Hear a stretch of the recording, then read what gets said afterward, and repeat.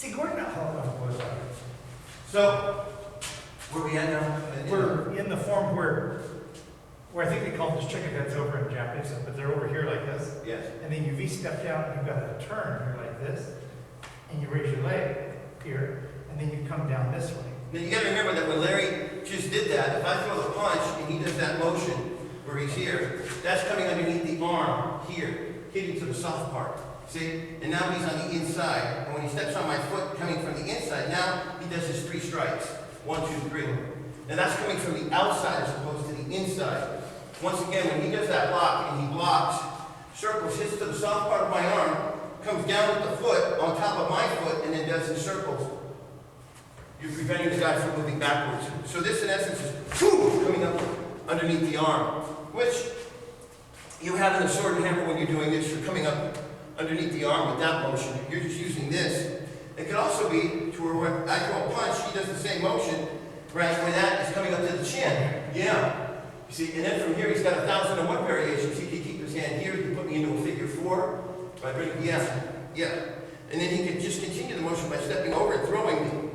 So from all these motions, you've got hundreds of variables. Don't just think, oh, well, he showed me one way, that's got to be it. No, there's hundreds and hundreds and hundreds of techniques. But they've got to have a flow that makes sense.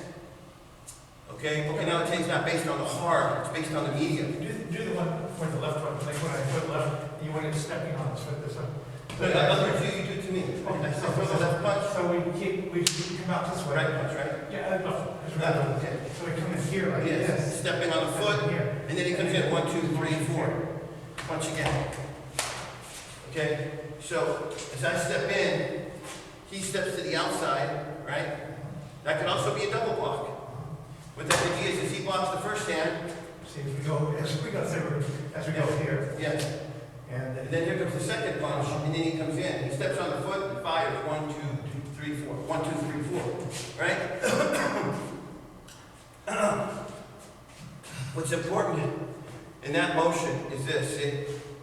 Is you're doing this. This is the breakdown of that. And from here, this could also come up.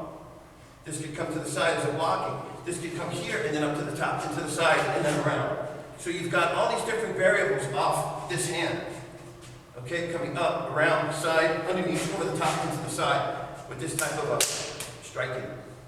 And it's shown in the form. yeah.